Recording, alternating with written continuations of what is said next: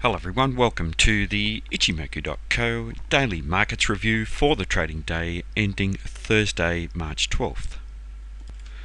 Firstly to the S&P 500, and here we see a white body candle that's formed following the market trending down very strongly, and at the end of that trend we saw the formation of that very small body candle. If you recall, yesterday we were looking at the loss of momentum of the sellers combined with the support at 2040. It did set the market up for the change of trend,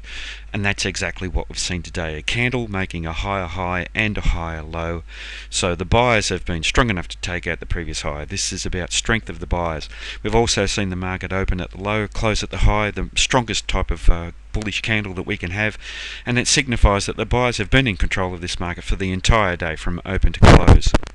It also suggests that the buyers have shown some very strong commitment to change the trend and to breach the high of the previous candle. Now, the problem for the buyers here is going to be the potential resistance overhead, and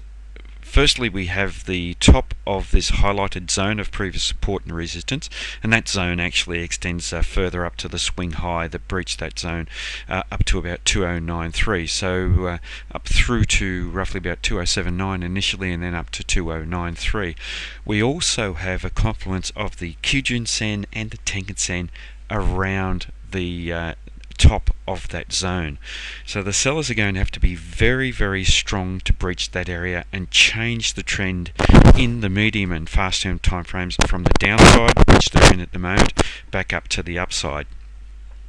Now, with this being a fairly large white body candle and the buyers finding strong upside momentum, it does suggest that the momentum is there at the moment for the buyers to actually do that. So a lot will depend on how the market does react around this level, around the Kijun-sen, Tenkan-sen and the top of this zone, roughly all around the 2080 level.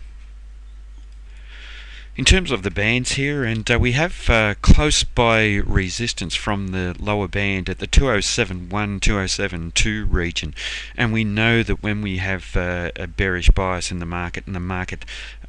rallies, then that's the first area that we should be looking to resistance, so roughly between 2071 and 2072. Now, if the buyers are strong enough to breach that bottom band and close in a bullish manner up through there, then there's a good likelihood that we could see the S&P testing up to around the middle of the bands at roughly about 2093. Moving next to gold futures, and we're analysing the second last candle on the chart here, and here we've seen a change of trend today with this candle. The candle has formed a higher high and a higher low,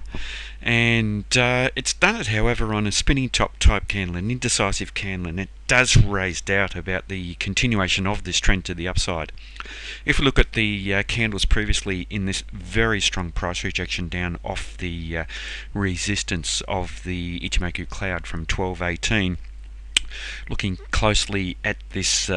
a series of lower highs and lower lows, we don't have any white body candles there, and today's candle is no different. It's a very small black body, but as we watch this current candle forming that hasn't finished trading, we are seeing formation of a white body, and we're seeing the buyers come into this market. So even though we've changed trend on an indecisive candle, there is still a possibility that we are going to see the buyers come into this market, but there is just a lot of doubt as to whether the buyers are going to be strong enough to reach the high of the current candle, which is at 1165.7, or if they're going to trade lower. Now, if the market does trade lower, there is still potentially strong support at 1145.8, and we see that the market tested down roughly around there on the last two trading days, and any rally could find resistance if we do breach the high of today's trading up around the 1170.7 region.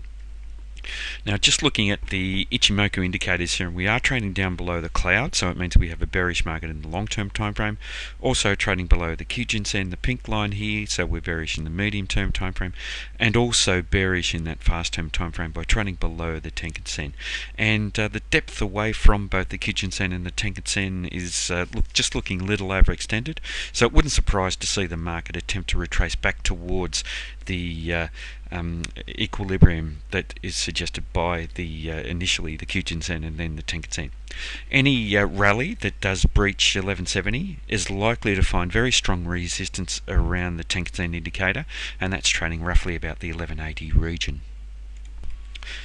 Now, just looking at our bands here with gold futures, and here we see this very strong bearish trading activity, the majority of it down below the lower band, the market rallying to within the band, finding resistance at the middle of the bands, and then initially finding support around that lower band and suggesting that there was a possibility of the market transitioning, but it didn't. We saw the sellers come back into the market, and with gold futures trading down below the lower band, it does continue to suggest that we do have a very strong medium-term negative bias in this market.